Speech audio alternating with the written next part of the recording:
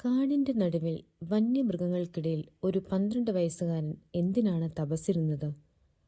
വാവരുമായുള്ള ആ അപൂർവ സംഭവത്തിന്റെ രഹസ്യമെന്താണ്? ഇന്നും മകരവിളക്ക് തെളിയുമ്പോൾ ആകാശത്ത് കൃഷ്ണപ്പരുന്ത് വട്ടമിട്ട് പറക്കുന്ന എന്തുകൊണ്ടാണ്? ശബരിമലയിലെ അധികമാരും അറിയാത്ത ആ സത്യങ്ങളിലേക്ക് നമുക്കൊന്ന് സഞ്ചരിക്കാം. സ്വാമി ശരണം. ഈ മന്ത്രം കേവലം ഒരു വിളിയല്ല, അതൊരു ഊർജമാണ്. തളർന്നു വീഴുന്ന ശരീരത്തിന് കരുത്ത് നൽകുന്ന, തോറ്റുപോയ മനസ്സിന്റെ പ്രകാശം നൽകുന്ന ആ ശരണമന്ത്രത്തിന്റെ ശക്തി എന്താണെന്ന് നിങ്ങൾക്കറിയാമോ? പന്തളം കൊട്ടാരത്തിലെ ആ കൊച്ചു മണികണ്ഠൻ എങ്ങനെയാണ് കലിയുഗ വരദനായ അയ്യപ്പനായി മാറിയത്? വരിക, നമുക്ക് ആ പുണ്യയാത്ര തുടങ്ങാം. ശബരിമലയിലെ ആ 18 പടികൾ വെറുമൊരു കല്ലുകളല്ല, അവ നിങ്ങളുടെ ഉള്ളിലെ 18 ദുർഗുണങ്ങളാണ്. ഓരോ പടിയും ചവിട്ടുമ്പോൾ നിങ്ങളുടെ ഉള്ളിലെ അഹങ്കാരവും ദേഷ്യവും എങ്ങനെ ഇല്ലാതാകുന്നു? തത്വമസി എന്ന വാക്കിന്റെ അർത്ഥം നിങ്ങളുടെ ജീവിതത്തെ എങ്ങനെ മാറ്റിമറിക്കും? ഭക്തിയേക്കാൾ ഉപരി ഇതൊരു മനുഷ്യൻ ദൈവമായി മാറുന്ന പ്രക്രിയയാണ്. അത് നമുക്ക് എങ്ങനെയെന്ന് നോക്കാം. മണികണ്ഠന്റെ ജനനം നമുക്ക് നോക്കാം. മഹിഷാസുരന്റെ വധം. കഥ തുടങ്ങുന്നത് ദേവി മഹിഷാസുരനെ വധിക്കുന്നതിലാണ്. ഇതിൽ പ്രകോപിതയായ സഹോദരി മഹിഷി ബ്രഹ്മാവിൽ നിന്ന് വരം നേടുന്നു, ശിവന്റെയും വിഷ്ണുവിന്റെയും പുത്രന് മാത്രമേ തന്നെ വധിക്കാൻ കഴിയാവൂ എന്ന്. ഭസ്മാസുരനെ വധിക്കാൻ വിഷ്ണു എടുത്ത മോഹിനി രൂപത്തിൽ ഭ്രമിച്ച് ശിവനുമായുള്ള സംഗമത്തിൽ ജനിക്കുന്ന ശിശുവാണ് മണികണ്ഠൻ. കഴുത്തിൽ മണിയുമായി പമ്പാതീരത്ത് കിടന്ന കുഞ്ഞിനെ നിപുത്രനായ പന്തളം രാജാവ് രാജശേഖരൻ കണ്ടെടുക്കുന്നു. പന്തളം കൊട്ടാരത്തിലെ സന്തോഷകരമായ ആ 12 വർഷങ്ങളും ഇതിൽ ഉൾപ്പെടുന്നു. രാജ്ഞിയുടെ അസൂയയും മന്ത്രിയുടെ കുബുദ്ധിയും രാജ്ഞിയുടെ വ്യാജ വയറുവേദനയും അത് മാറാൻ പുലിപ്പാൽ വേണമെന്ന ആവശ്യവും 12 വയസ്സുള്ള മണികണ്ഠൻ കാട്ടിലേക്ക് പോകാൻ തീരുമാനിക്കുന്നു. കാട്ടിൽ വെച്ച് തന്റെ വഴി തടഞ്ഞ മക്കത്ത് വന്ന യോദ്ധാവായ വാവരുമായി മണികണ്ഠൻ യുദ്ധം ചെയ്യുന്നു. ഒടുവിൽ വാവർ തോൽവി സമ്മതിക്കുകയും അയ്യപ്പന്റെ ഉറ്റ സുഹൃത്താകുകയും ചെയ്യുന്നു. അഴുതാ നദിക്കരയിൽ വെച്ച് മഹിഷിയും മണികണ്ഠനും തമ്മിലുള്ള ഭീകരമായ യുദ്ധം മഹിഷിയെ വധിച്ച് മണികണ്ഠൻ തന്റെ അവതാര ലക്ഷ്യം പൂർത്തിയാകുന്നു. ഇന്ദ്രൻ പുലിയായും മറ്റ് ദേവന്മാർ പുലിക്കുട്ടികളായും മാറി മണികണ്ഠനൊപ്പം പന്താളം കൊട്ടാരത്തിലേക്ക് വരുന്നു. കൊട്ടാരത്തിലുള്ളവർ ഭയമുള്ളവരാകുന്നു. താൻ ദൈവമാണെന്ന് രാജാവിനും രാജ്ഞിക്കും മനസ്സിലാകുന്നു. മണികണ്ഠൻ ശബരിമലയെ കുടിയിരിക്കാൻ തീരുമാനിക്കുന്നു. വ്രതാനുഷ്ഠാനന്റെ മനഃശാസ്ത്രം. അതിൽ മണ്ഡലകാലത്തിൽ 41 ദിവസത്തിലെ കഠിനവ്രതം എന്തുകൊണ്ടാണ്? സസ്യാഹാരം, കറുത്ത വസ്ത്രം, നഗ്നപാതനായി നടക്കുന്നു. ഇതെന്താണെന്ന് നമുക്ക് നോക്കാം. അതിലൊന്നാണ് ഇരുമുടിക്കെട്ട്. ജീവിതത്തിലെ സകല ഭാരങ്ങളും പാപപുണ്യങ്ങൾ ഒരു കെട്ടിലാക്കി തലയിലേറ്റിപ്പോകുന്ന രീതിയാണിത്. അതിൽ മുൻപെട്ടും മുൻകെട്ടിനും ഓരോ അർത്ഥങ്ങളുണ്ട്. എല്ലാവരും ശബരിമലയിൽ പോകുന്നവരെ സ്വാമി എന്ന് വിളിക്കുന്നു. ഇത് തുല്യതയാണ്. സ്വാമി എന്ന വിളിയിലൂടെ ജാതിയും പണവും ഇല്ലാതാകുന്നു. കന്നി അയ്യപ്പന്മാർ ആദ്യമായി പോകുന്നവരുടെ ആവേശമാണ്. അതിലൊന്നാണ് എരുമേലിയിലെ പേട്ടതുള്ളൽ. അഹങ്കാരം നൃത്തം ചെയ്ത് കളയുന്ന സ്ഥലമാണിത്. അഴുതിയും കരിമലയും. കരിമല കയറ്റം കഠിനമയ്യപ്പ എന്ന വിളി ഓരോ കല്ലും മുള്ളും കാലിന് മെത്തിയാകുന്ന അനുഭവമാണ്. ശരീരക്ഷീണത്തെ ഭക്തി കൊണ്ട് ജയിക്കുന്നത്. ഇനി അടുത്തതാണ് പമ്പാ സ്നാനം.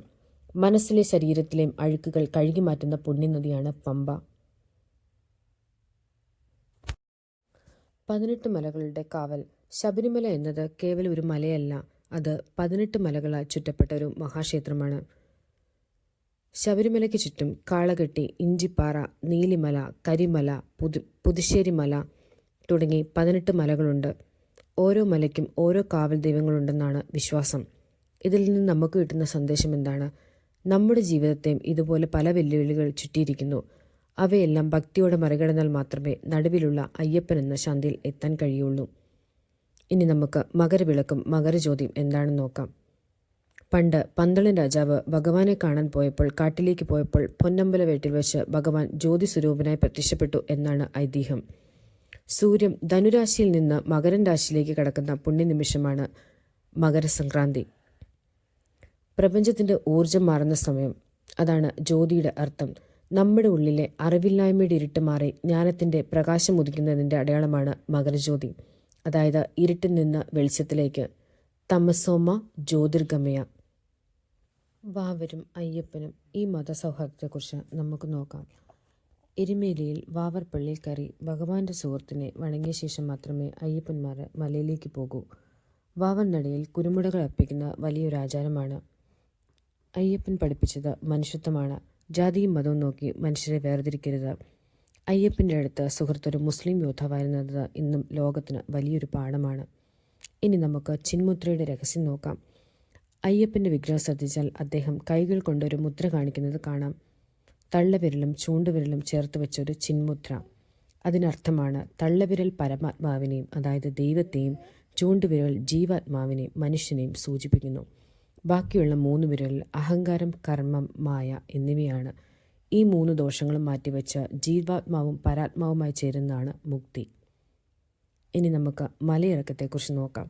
കറുപ്പിൽ നിന്ന് വെളിച്ചത്തിലേക്ക് ദർശനം കഴിഞ്ഞ ഭക്തൻ മലയിറങ്ങുമ്പോൾ അയാൾ കന്നി അയ്യപ്പനിൽ നിന്ന് പഴയ അയ്യപ്പനായി മാറുന്നു. തൻ്റെ പഴയ സ്വഭാവങ്ങളെല്ലാം പമ്പയിൽ ഉപേക്ഷിക്കുന്നു. നമുക്കൊരു കഥ നോക്കിയാലോ. ഒരിക്കലൊരു വൃദ്ധൻ മലയിറങ്ങുമ്പോൾ കരയുകയായിരുന്നു. കാരണം ചോദിച്ചപ്പോൾ അദ്ദേഹം പറഞ്ഞു, ഭഗവാനെ കണ്ടപ്പോൾ എനിക്ക് എന്നെ തന്നെ മറന്നുപോയി. ഇപ്പോൾ ഞാൻ തിരികെ ലോകത്തേക്ക് പോവുകയാണ്. അവിടെ അയ്യപ്പനില്ലാത്തൊരു നിമിഷം പോലും എനിക്ക് വേണ്ട.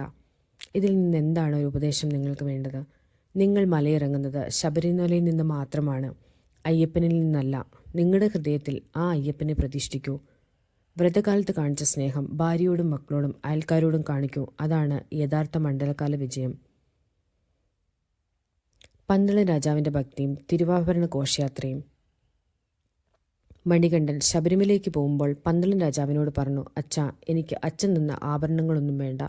പക്ഷേ വർഷത്തിലൊരിക്കൽ എന്നെ കാണാൻ വരുമ്പോൾ തിരുവാഭരണങ്ങൾ എനിക്ക് ചാർത്തണം. ഇന്നും മകരവിളക്കിനു മുമ്പ് പന്തളത്തു നിന്ന് പുറപ്പെടുന്ന ആ ഘോഷയാത്ര, ആകാശത്ത് കൃഷ്ണപ്പരുന്ത് ആ പെട്ടികൾക്ക് മുകളിൽ വട്ടമിട്ട് പറക്കുന്നത് കാണുമ്പോൾ ഭക്തർക്ക് ലഭിക്കുന്ന ആത്മീയ അനുഭവമാണിത്. ഇതിൽ നിന്നൊരു സന്ദേശമാണിത്. ഭഗവാൻ നമ്മളിൽ നിന്ന് ഒന്നും ആഗ്രഹിക്കുന്നില്ല, നമ്മുടെ സ്നേഹവും സമർപ്പണവും മാത്രം. ഇനി നമുക്ക് മാളികപ്പുറത്തമ്മയുടെ കാത്തിരിപ്പ് നോക്കാം. മാളികപ്പുറത്തമ്മ ഇന്നും അയ്യപ്പനായി കാത്തിരിക്കുന്നു. ഈ കഥയിലൂടെ ഭഗവാൻ പഠിപ്പിക്കുന്നത് വാഗ്ദാനങ്ങൾ പാലിക്കുക എന്ന വലിയ മൂല്യമാണ്. കന്നി അയ്യപ്പന്മാർ വരുന്നത് താൻ ബ്രഹ്മചാരിയായിരിക്കണമെന്ന് അദ്ദേഹം ഉറച്ചു നിന്നു. ജീവിതത്തിൽ കൊടുത്ത വാക്ക് പാലിക്കാൻ ഏതൊരു മനുഷ്യനും അയ്യപ്പനെ മാതൃകയാക്കണം. ഇനി നമുക്ക് ശബരിമലയിലെ നിഗൂഢമായ 18 പടികളെക്കുറിച്ച് നോക്കാം. ആദ്യത്തെ പടി ചവിട്ടുമ്പോൾ നിങ്ങളുടെ ദേഷ്യം അവിടെ ഉപേക്ഷിക്കൂ. 10ാമത്തെ പടിയിലെത്തുമ്പോൾ നിങ്ങളുടെ അഹങ്കാരം അഴിഞ്ഞു വീഴണം. 18ാമത്തെ പടിയിലെത്തുമ്പോൾ നിങ്ങൾ നിങ്ങളെ തന്നെ മറന്ന് സ്വാമിയായി മാറണം. പടി കയറി മുകളിലെത്തുമ്പോൾ നിങ്ങൾ കാണുന്നത് ഒരു വിഗ്രഹമല്ല, പ്രപഞ്ചത്തിന് മുഴുവൻ ചൈതന്യത്തെയാണ്. അവിടെ വച്ചാണ് ഞാൻ തന്നെയാണ് എന്ന ബോധമുണ്ടാകുന്നത്. ശബരിമല ഒരു യൂണിവേഴ്സിറ്റിയാണ്. ശബരിമല എന്നതൊരു തീർത്ഥാടന കേന്ദ്രം മാത്രമല്ല, അത് ജീവിതം പഠിപ്പിക്കുന്ന ഒരു സർവകലാശാലയാണ്. എങ്ങനെ ഭക്ഷണം കഴിക്കണം, എങ്ങനെ സംസാരിക്കണം, എങ്ങനെ പ്രതിസന്ധികളെ നേരിടണം, എങ്ങനെ പ്രകൃതിയെ സ്നേഹിക്കണമെന്ന് 41 ദിവസം കൊണ്ട് അയ്യപ്പൻ നമ്മെ പഠിപ്പിക്കുന്നു. അയ്യപ്പനും പ്രകൃതിയും തമ്മിൽ അഭേദ്യമായ ബന്ധമുണ്ട്. ശബരിമല യാത്ര വെറും ഒരു ഭക്തിയാത്രയല്ല, അത് പ്രകൃതിയുമായുള്ളൊരു സംഗമമാണ്. സ്വാമി ശരണം എന്ന വിളി കാട്ടിലെ മൃഗങ്ങളെപ്പോലും ശാന്തമാക്കുന്നു എന്നാണ് വിശ്വാസം. കടുവയും ആനയും വസിക്കുന്ന കാനനപാതയിലൂടെ ഭയമില്ലാതെ ഭക്തൻ നീങ്ങുന്നത് ഈ വിശ്വാസത്തിന് കരുത്തിലാണ്. അയ്യപ്പൻ ഭൂതനാഥനാണ്, അതായത് സകല ജീവജാലങ്ങളുടെ നാഥൻ. പ്രകൃതിയെ നോവിക്കുന്നവൻ അയ്യപ്പനെ നോവിക്കുന്ന പോലെയാണ്. വനത്തെയും നദിയും, അതായത് പമ്പ നദിയും സംരക്ഷിക്കണമെന്ന ഉറച്ച തീരുമാനത്തോടെ വേണം ഓരോ ഭക്തനും മലയിറങ്ങാൻ. തത്വമസി എന്താണെന്ന് നോക്കാം. ഭക്തൻ ഭഗവാനെ തേടി കുന്നും മലയും കയറി വരുന്നു, കഠിനമായ വ്രതം നോക്കുന്നു. ഒടുവിൽ ഭഗവാന്റെ മുന്നിലെത്തുമ്പോൾ ഭഗവാൻ പറയുന്നത്, നീ അന്വേഷിച്ചു വന്ന ചൈതന്യം നിന്റെ ഉള്ളിൽ തന്നെയാണ് എന്നാണ്. ദൈവം ആകാശത്തോ ദൂരത്തോ ഉള്ള ഒന്നുമല്ല, അത് ഓരോ മനുഷ്യൻ്റെ ഉള്ളിലെ നന്മയാണ്. ആ നന്മയെ തിരിച്ചറിയുന്നതാണ് യഥാർത്ഥ ഭക്തി. മലയിറങ്ങുമ്പോൾ ശ്രദ്ധിക്കേണ്ട കാര്യങ്ങൾ എന്താണെന്ന് നോക്കാം. ദർശനം കഴിഞ്ഞ് മടങ്ങുന്നവർക്കാകേണ്ട ഏറ്റവും പ്രധാനപ്പെട്ട ഒന്നാണിത്. മാല അഴിച്ചു മാറ്റിയാൽ വീണ്ടും പഴയ ദുശീലങ്ങളിലേക്ക് മദ്യം, പുകവലി, ക്രോധം മടങ്ങിപ്പോകരുത്. 41 ദിവസം കൊണ്ട് നിങ്ങൾ നേടിയെടുത്ത ആ പുതിയ മനുഷ്യനെ കാത്തു സൂക്ഷിക്കുക. കുടുംബം തന്നെയാണ് സന്നിധാനം. മല കയറാൻ സഹായിച്ച നിങ്ങളുടെ അമ്മയെയും ഭാര്യയും സഹോദരിയും ആദരിക്കുക. വീട്ടിലെ സന്തോഷമാണ് അയ്യപ്പന് നൽകാവുന്ന ഏറ്റവും വലിയ ദക്ഷിണ. ഇനി നമുക്ക് ശബരിമലയിലെ നിത്യവിസ്മയ ഹരിവരാസനത്തിനെ കുറിച്ച് നോക്കാം. 1950കളിൽ ശബരിമല കത്തിയമർന്നപ്പോൾ പുനരുദ്ധാനത്തിന് ശേഷം ആദ്യമായി നട തുറന്നപ്പോൾ പാടിയ പാട്ടാണിത്. കുമ്പുക്കുടി കുളത്തൂർ അയ്യർ രചിച്ച ഈ വരികൾ ഭഗവാനെ ഉറക്കാനായി പാടുന്നു. ഓരോ വരി കഴിയുമ്പോഴും ഓരോ വിളക്കായി അണയുന്നു. അവസാനം വിഗ്രഹം മാത്രം കാണാം. ആ നിമിഷം ഭക്തന്റെ ഉള്ളിൽ നിറയുന്ന ശൂന്യതയും ശാന്തിയും ഉണ്ടാകുന്നു. 18 പടി കടന്നുള്ള ദർശനത്തെക്കുറിച്ച് നമുക്ക് നോക്കാം. 18 പടികൾ ഓരോന്നായി കയറി മുകളിലെത്തുമ്പോൾ കിതപ്പും ആവേശവും കലർന്ന ആ നിമിഷം ഉണ്ടാകുന്നു. സ്വാമിയെ എന്ന നിലവിളി ഉയരുന്നു. മുന്നിൽ പൊന്നുരുകിയ രൂപത്തിൽ അയ്യപ്പൻ, നെയ്യുടെ ഗന്ധവും കർപ്പൂരത്തിൻ്റെ വെളിച്ചവും. ആ വിഗ്രഹത്തിലേക്ക് നോക്കുമ്പോൾ നിങ്ങൾ നിങ്ങളെ തന്നെ മറക്കുന്നു. ഇത്രയും ദൂരം ഞാൻ വന്നത് ഈ ഒരു സെക്കൻഡിന് വേണ്ടിയാണല്ലോ ഭഗവാനെ എന്ന തോന്നൽ. അവിടെ പണക്കാരനില്ല, ദരിദ്രനില്ല, എല്ലാവരും ആ ചൈതന്യത്തിന് മുന്നിൽ ഒന്നാകുന്നു. നെയ്യ് അഭിഷേകത്തിൻ്റെ ഇത് നമുക്ക് നോക്കാം. ഇരുമുടിക്കെട്ടിലെ തേങ്ങ ഉടച്ച് നെയ്യ് ഭഗവാന്റെ വിഗ്രഹത്തിൽ ഒഴിക്കുന്ന ഒരു ചടങ്ങുണ്ട്. നെയ്യ് നമ്മുടെ ആത്മാവിനെയും തേങ്ങ നമ്മുടെ ശരീരത്തെയും സൂചിപ്പിക്കുന്നു. കഠിനമായ വ്രതത്തിലൂടെ ശരീരമെന്ന തേങ്ങയ്ക്കുള്ളിലെ നെയ്യ് ശുദ്ധമാക്കുന്നു. ആ നെയ്യ് ഭഗവാന്റെ വിഗ്രഹത്തിൽ ഒഴിക്കുമ്പോൾ ജീവാത്മാവ് പരാത്മാവിൽ ലയിക്കുന്നു. ദർശനം കഴിഞ്ഞ് മടക്കയാത്ര തുടങ്ങുമ്പം അയ്യപ്പൻ്റെ മനസ്സിലുണ്ടാകുന്ന, അതായത് ഭക്തൻ്റെ മനസ്സിലുണ്ടാകുന്ന ശൂന്യതയെക്കുറിച്ച് നമുക്ക് നോക്കാം. പമ്പ കിടക്കുമ്പോൾ മനസ്സ് ഭാരപ്പെടുന്നു. മാല അഴിക്കുമ്പോൾ അയ്യപ്പൻ കൂടെ തന്നെയുണ്ടോ എന്ന് സംശയം വരുന്നു. പ്രിയപ്പെട്ടവരെ, മാല അഴിക്കുന്നത് കഴുത്തിൽ നിന്നാണ്, മനസ്സിൽ നിന്നല്ല. മാല ഇട്ടപ്പോൾ കാട്ടിയ ആ സ്നേഹം, സത്യം, ധർമ്മം ഇതൊന്നും മലയിറങ്ങുമ്പോൾ അവിടെ ഉപേക്ഷിക്കരുത്. വീട്ടിലെത്തുമ്പോൾ നിങ്ങളെ കാത്തിരിക്കുന്ന മാതാപിതാക്കളെയും ഭാര്യയും മക്കളെയും അയ്യപ്പനായി കാണുക. നിങ്ങളുടെ വീട് സന്നിധാനമാക്കുക. ഇനി നമുക്ക് പമ്പാ വിളക്കും പമ്പാ സദ്യയും നോക്കാം. അതിൽ നിന്ന് നമുക്ക് എന്തൊക്കെ പാഠങ്ങളാണ് ഉൾക്കൊള്ളാൻ പറ്റുന്നതെന്ന് നോക്കാം. പമ്പാ തീരത്തെ അനുഭവം വിവരിക്കുമ്പോൾ അത് മനുഷ്യത്വത്തെക്കുറിച്ചുള്ള ഒരു വിവരണമാണ്. പമ്പയിൽ വിളക്കുകൾ ഒഴുകുമ്പോൾ നമ്മുടെ ഉള്ളിലെ അന്ധകാരം ഒഴുകിപ്പോകുന്നു എന്നാണ് വിശ്വാസം. അവിടെ ജാതിയില്ല, വർണ്ണമില്ല. ഗുരുസ്വാമി തൻ്റെ ശിഷ്യന്മാർക്ക് സദ്യ വിളമ്പുന്നു. ഭഗവാൻ കാട്ടിത്തന്നത് സമത്വമാണ്. വിശക്കുന്നതിന് മുന്നിൽ ദൈവം ഭക്ഷണത്തിൻ്റെ രൂപത്തിലാണ് വരുന്നത്. സന്നിധാനത്ത് പോയി നെയ്യഭിഷേകം നടത്തുന്നതിനേക്കാൾ വലിയ പുണ്യം വിശക്കുന്ന ഒരാൾക്ക് ഒരു നേരത്തെ ആഹാരം നൽകുന്നതാണ്. ഇനി നമുക്ക് മാളികത്തുപുറത്തമ്മയുടെ കാത്തിരിപ്പിൻ്റെ പുണ്യം നോക്കാം. മഹിഷി നിഗ്രഹത്തിന് ശേഷം മോക്ഷം കിട്ടിയ ദേവി അയ്യപ്പനെ വിവാഹം കഴിക്കാൻ ആഗ്രഹിച്ചു. എന്നാൽ താൻ നിത്യബ്രഹ്മചാരിയാണെന്ന് ഭഗവാൻ പറഞ്ഞു. എങ്കിലും ഒരു വാഗ്ദാനം നൽകി. എന്ന് പുതിയ ഭക്തന്മാർ, അതായത് കന്യ അയ്യപ്പന്മാർ എന്നെ കാണാൻ വരാതിരിക്കുന്നു, അന്ന് ഞാൻ നിന്നെ വിവാഹം കഴിക്കാമെന്ന് പറഞ്ഞു. ഭഗവാൻ ഇന്നും ആ വാക്ക് പാലിക്കുന്നു. കന്യ അയ്യപ്പന്മാർ വരുന്നവരെ താൻ തൻ്റെ തപസ്സിൽ ഉറച്ചു നിൽക്കുന്നു. ജീവിതത്തിൽ കൊടുത്ത വാക്ക് പാലിക്കാൻ അയ്യപ്പനെ പോലെ ഉറച്ചു നിൽക്കണം. ഇനി മാല അഴിക്കുമ്പോൾ സംഭവിക്കുന്ന എന്താണ്? മാല അഴിച്ചു മാറ്റുന്ന കഴുത്തിൽ നിന്നാണ്, മനസ്സിൽ നിന്നല്ല. 41 ദിവസം നിങ്ങൾ പുലർത്തിയ അച്ചടക്കവും മിതഭാഷണം, സത്യം എന്നിവ ജീവിതത്തിൽ ഭാഗമാക്കുക. മാലയിട്ടപ്പോഴുണ്ടായ ആ സാമ്യഭാവം മാല അഴിച്ചാലും നിങ്ങളുടെ പ്രവൃത്തിയിൽ ഉണ്ടാവണം. ശബരിമല ഒരു റിയൽ ലൈഫ് സ്കൂളാണ്. മല കയറുമ്പോൾ അനുഭവിക്കുന്ന കഷ്ടപ്പാടുകൾ ജീവിതത്തിലെ പ്രതിസന്ധികളെ നേരിടാൻ നമ്മെ പഠിപ്പിക്കുന്നു. വിനയം, എല്ലാവരെയും സ്വാമി എന്ന് വിളിക്കുമ്പോൾ നമ്മുടെ ഉള്ളിലെ അഹങ്കാരം ഇല്ലാതാകുന്നു. ശരണം വിളികൾ തരുന്നത് ശരീരത്തിന് ഊർജ്ജം നൽകുന്നു. മണികണ്ഠനിൽ നിന്ന് അയ്യപ്പനിലേക്ക്, നമ്മളിൽ നിന്ന് ദൈവത്തിലേക്ക് നമ്മൾ ഇത്രയും നേരം ചർച്ച ചെയ്ത് ഒരു രാജകുമാരൻ്റെ കഥ മാത്രമല്ല, അത് ഒരു സാധാരണ മനുഷ്യൻ എങ്ങനെ ദൈവികത്തിലേക്ക് വരുന്നു എന്നതിൻ്റെ വലിയൊരു പാഠമാണ്. 41 ദിവസത്തെ വ്രതം കഴിഞ്ഞ് കല്ലും മുള്ളും ചവിട്ടി പമ്പയിൽ മുങ്ങി നിസ്സാരനായി ഭഗവാന്റെ മുന്നിലെത്തുമ്പോൾ നമ്മൾ കാണുന്നത് വെറും ഒരു വിഗ്രഹമല്ല. തത്വമസി എന്ന പരമസത്യം സന്നിധാനത്തിൻ്റെ തിരുനടയിൽ സ്വർണ്ണലിപികളിൽ കൊത്തിവെച്ചിട്ടുള്ള ഒന്നാണ് തത്വമസി. നീ അന്വേഷിക്കുന്ന നിന്നിട്ടാണ് എന്ന വലിയ സത്യം. ശബരിമലയുടെ യാത്ര പരമമായ ലക്ഷ്യം ഈ തിരിച്ചറിവാണ്. നമ്മൾ മല കയറിയത് പുറത്തുള്ളൊരു ദൈവത്തെ കാണാനല്ല, മറിച്ച് നമ്മുടെ ഉള്ളിലെ അഹങ്കാരവും കാമക്രോധങ്ങളും കഴുകിക്കളഞ്ഞ് ഉൾകിയിരിക്കുന്ന ആ ചൈതന്യത്തെ തൊട്ടറിയാനാണ്. വ്രതം ഒരു തുടക്കം മാത്രമാണ്.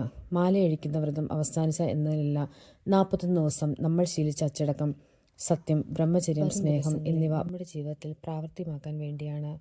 മാലയിട്ടപ്പോൾ നമ്മൾ മദ്യത്തെയും ലഹരിയും ദേഷ്യത്തെയും മാറ്റി നിർത്തി. ആ ശുദ്ധി മാലയഴിച്ചാലും നമ്മുടെ രക്തത്തിലുണ്ടാവണം. കറുപ്പഴിച്ചാലും മനസ്സ് വെളുപ്പായിരിക്കണം. ജാതിക്കും മതത്തിനും രാഷ്ട്രീയത്തിനും അതീതമായി മനുഷ്യനെ മനുഷ്യനായി കാണാൻ പഠിപ്പിച്ചിടമാണ് ശബരിമല. ബാബരുമായുള്ള ആ സൗഹൃദം ഇന്നും ലോകത്തിന് നൽകുന്ന വലിയൊരു പാഠമാണ്. സ്വാമി എന്ന് നമ്മൾ പരസ്പരം വിളിക്കുമ്പോൾ അവിടെ അപരനില്ല, ശത്രുവില്ല, എല്ലാവരും അയ്യപ്പൻ്റെ മക്കളാണ്. ഈ വികാരം നമ്മുടെ സമൂഹത്തിൽ എന്നും നിലനിൽക്കട്ടെ. രാത്രി സന്നിധാനത്ത് വിളക്കുകൾ ഓരോന്നായി അണയുമ്പോൾ ആ കാനന മധ്യത്തിൽ ഭഗവാൻ തനികയാവുന്നു. ഹരിവരാസനം പാടിത്തരുമ്പോൾ ഉണ്ടാകുന്ന ആ ശാന്തത നമ്മുടെ മനസ്സിലും ഉണ്ടാവണം. ലോകത്തിലെ സകലഭങ്ങളിൽ നിന്ന് മാറി നമ്മുടെ ആത്മാവിനോട് സംസാരിക്കാൻ ഈ മണ്ഡലഗാനം നമ്മളെ പഠിപ്പിച്ചു. പ്രിയപ്പെട്ട സഹോദരങ്ങളെ, മലയിറങ്ങുമ്പോൾ നിങ്ങളുടെ ഇരുമുഴുക്കെട്ടുകൾ പുണ്യം മാത്രമേ ഉണ്ടാവൂ. പാപങ്ങളെല്ലാം പമ്പയിലൊഴുക്കി ഈ പൊതുജീവൻ പവിത്രമായി സൂക്ഷിക്കുക. നിങ്ങളുടെ വീട്ടിലെ അമ്മയും ഭാര്യയും മക്കളെയും അയ്യപ്പനായി കണ്ട് സ്നേഹിക്കുക. വിശക്കുന്നവന് ഒരു നേരത്തെ ആഹാരം നൽകുക. അതാണ് യഥാർത്ഥ സ്വാമി സേമ. നമ്മുടെ വെളിച്ചമായി ശരണമന്ത്രങ്ങളുടെ കരുത്തുമായി നമുക്ക് മുന്നോട്ട് പോകാം. ഭഗവാൻ മണികണ്ഠൻ എല്ലാവരെയും അനുഗ്രഹിക്കട്ടെ. സ്വാമി, നമുക്ക് ഈ 41 ദിവസ വ്രതം കൊണ്ട് കുറേ കാര്യങ്ങൾ നമ്മൾക്ക് മനസ്സിലാക്കാനുണ്ട്. നമ്മുടെ ജീവിതത്തിൽ പ്രാവർത്തികമാക്കേണ്ട കുറേ കാര്യങ്ങൾ. അഹങ്കാരത്തെ പമ്പയിൽ ഒഴുക്കുക. സ്വാമിമാരെ, നമ്മൾ മാലയിട്ടാൽ പിന്നെ ജാതിയില്ല, പണമില്ല, പദവികളില്ല, എല്ലാവരും അയ്യപ്പന്മാരാണ്. മല കയറുമ്പോൾ നമ്മൾ കാട്ടിയ അഭിനയം മലയിറങ്ങിയാലും കൂടെ ഉണ്ടാവണം. ഒരാളെയും തരം താഴ്ത്തി കാണരുത്. അഹങ്കാരമില്ലാത്തിടത്താണ് യഥാർത്ഥ അയ്യപ്പൻ ഉദിക്കുന്നത്. വീട് തന്നെയാണ് സന്നിധാനം. 41 ദിവസം അയ്യപ്പനെ ദാനിച്ച നിങ്ങളുടെ വീട്ടിൽ തിരിച്ചെത്തുമ്പോൾ നിങ്ങളുടെ മാതാപിതാക്കളെയും ഭാര്യയും മക്കളെയും സ്നേഹത്തോടെ കരുതുക. അവരെ സേവിക്കുന്നതാണ് ഏറ്റവും വലിയ പുണ്യം. വീട്ടിൽ സന്തോഷമില്ലെങ്കിൽ സന്നിധാനത്ത് പോയിട്ട് ഒരു കാര്യവുമില്ല. നിങ്ങളുടെ വീടിനെ ഒരു സന്നിധാനമാക്കി മാറ്റുക. വാക്കിന് ശുദ്ധി വരുത്തുക. വ്രതകാലത്ത് നമ്മൾ ശരണം വിളികളില്ലാതെ മോശവാക്കുകൾ ഉപയോഗിച്ചിട്ടില്ല. മാലയഴിച്ചാലും ആ ശീലം തുടരുക. ഒരാളെയും വാക്കുകൾ കൊണ്ട് മുറിവേൽപ്പിക്കരുത്. കള്ളം പറയരുത്. നാവിലെ ശുദ്ധി മനസ്സിൻ്റെ ശുദ്ധിയാണ്. ലഹരിയേക്കാൾ വലിയ ലഹരിയാണ് ഭക്തി. 41 ദിവസം മദ്യവും പുകവലിയില്ലാതെ ജീവിക്കാൻ നിങ്ങൾക്ക് കഴിഞ്ഞു. അതിൻ്റെ അർത്ഥം നിങ്ങൾക്ക് അതിന് സാധിക്കുമെന്നാണ്. ആത്മബലമുണ്ടെങ്കിൽ ഏതൊരു ദുശ്ശീലത്തെയും തോൽപ്പിക്കാം. ആ ശുദ്ധി ജീവിതകാലം മുഴുവൻ നിലനിർത്താൻ ശ്രമിക്കുക. ശരീരം ഭഗവാൻ വസിക്കുന്ന ക്ഷേത്രമാണെന്ന് ഓർക്കുക. പ്രകൃതിയെ നോവിക്കരുത്. അയ്യപ്പൻ കാടിൻ്റെ നാഥനാണ്. ശബരിമലയ്ക്ക് പോകുമ്പോൾ പ്ലാസ്റ്റിക്കും മാലിന്യങ്ങളും അവിടെ ഉപേക്ഷിക്കരുത്. നമ്മുടെ ചുറ്റുമുള്ള പ്രകൃതിയെ സംരക്ഷിക്കുക എന്നത് അയ്യപ്പനെ സേവിക്കുന്നതിന് തുല്യമാണ്. മരങ്ങളെയും പുഴകളെയും സ്നേഹിക്കുക. സേവനം തന്നെയാണ് സത്യം. വിശക്കുന്നവന് ഒരു നേരത്തെ ആഹാരം നൽകുന്നതാണ് ഏറ്റവും വലിയ നിയമവിഷയം. ചുറ്റുമുള്ളവരുടെ സംഘങ്ങളിൽ കൂടെ നിൽക്കുക. സ്വാമി അയ്യപ്പൻ പഠിപ്പിച്ചത് മനുഷ്യത്വമാണ്. ആ പാഠം മറക്കാതിരിക്കുക. മാലയഴിക്കുന്നത് കഴുത്തിൽ നിന്നാകട്ടെ, മനസ്സിൽ നിന്നാവരുത്. കറുപ്പഴിച്ചാലും നിങ്ങളുടെ ഉള്ളിലെ ആ അയ്യപ്പൻ എന്നും കൂടെ ഉണ്ടാവണം. നന്മയുള്ള ഒരു മനുഷ്യനായി ജീവിക്കുക. അതാണ് ഭഗവാന് നൽകാവുന്ന ഏറ്റവും വലിയ ദക്ഷിണ. സ്വാമിയേ ശരണമയ്യപ്പ.